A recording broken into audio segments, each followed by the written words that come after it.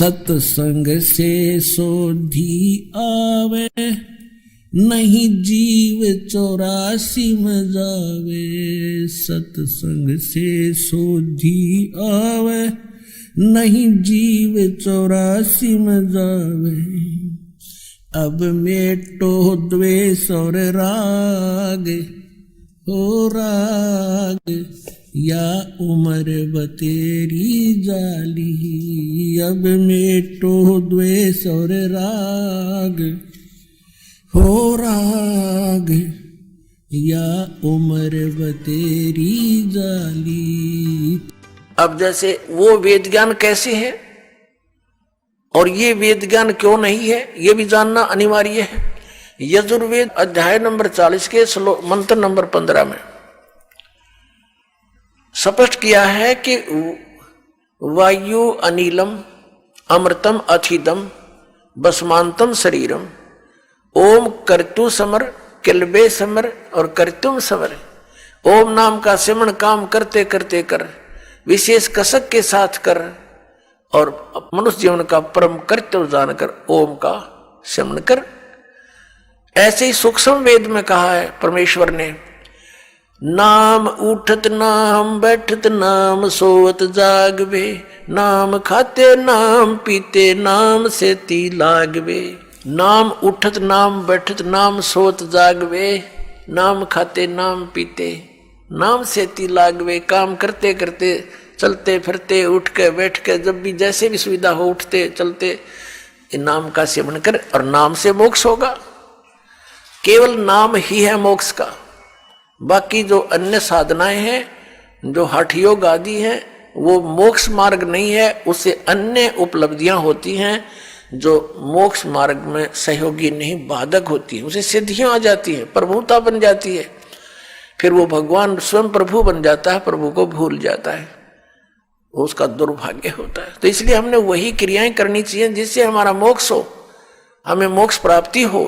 अब यह प्रसंग चल रहा है, हम उसी पर आते हैं कि जो वेदों वाला ज्ञान श्रीमद् भगवद गीता में है वो बहुत ज्यादा है। थोड़ी सी अटकल है इसकी अपनी। तो इसकी अटकल कैसी है, जैसे दूसरे अध्याय के 37 और 38 में एक बार तो कहता है कि अर्जुन तू सब लाभ हानि को भूल जा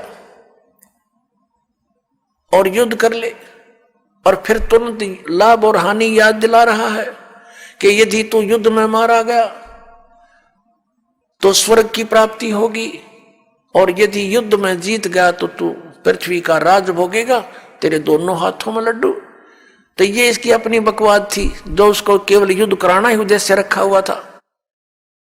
अब यदि श्री कृष्ण जी गीता जी का ज्ञान दे रहे होते तो वो इतना जुल्म नहीं करवाते, क्योंकि वो तो बहुत युद्ध अप्रिय है, वो युद्ध करते ही नहीं, उनको युद्ध अप्रिय है। क्योंकि 3 बार गए थे वो शांति दूत बनकर, उनको इसी दृष्टिकोण से कहा करते थे, देखो भाई युद्ध बहुत बुरी चीज होती है, टाइम पास करना अपना टाइम पास कर लो, आधा आधा बांट लो।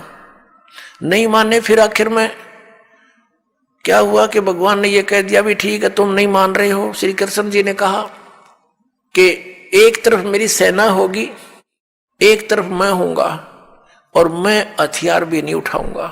क्या वो महापुरुष और फिर ये कह सकता है, जब अर्जुन मना करे कि मैं नहीं युद्ध करना चाहता भगवान, और मैं तो ये चाहता हूं कि मुझे निहत्थे को एक तीर मार के मार दे मुझे दुर्योधन, और मेरी मृत्यु से ये अनर्थ टल जाए, मैं यहां तक इच्छुक हूं, और हम तो भीख मांग कर गुजारा कर लेंगे, ऐसा जुल्म हम नहीं करेंगे। और उस समय ये कह रहा कि ना युद्ध कर, तू मर गया तो स्वर्ग में जाएगा, और युद्ध जीत गया तो राज भोगेगा। अब उसमें गंध भरने लग रहा है ये सारा।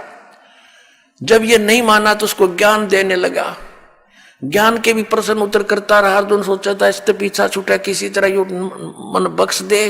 अंत में जब नहीं मानता दिखा अर्जुन, तो उसने विराट रूप दिखा दिया, भयंकर। अब कलेजा फट गया उसका, अर्जुन का। और लास्ट में फिर सारा कुछ ज्ञान देकर अपना, और कुछ वेदों का ज्ञान तो है इसमें अधिक। फिर लास्ट में 18वें अध्याय के 67-68 में पूछा है कि क्या तुझे ज्ञान हो गया, अब बोल क्या करेगा। अर्जुन बोला मैंने बहुत ज्ञान हो गया, मैं तो युद्ध करूंगा। अब उसने सारा दृष्टिकोण पढ़ लिया उसका कि ये युद्ध कराना चाहता है, और यदि मैंने मना कर दिया और इसने एक बार वो दृश्य फिर दिखा दिया, मेरा हार्ट अटैक हो जाएगा, तो ये तो काम मेरा तो बनेगा। इसलिए अर्जुन ने कह दिया ठीक है भगवान, जो आपकी आज्ञा होगी वही करूंगा, और नाश करा दिया।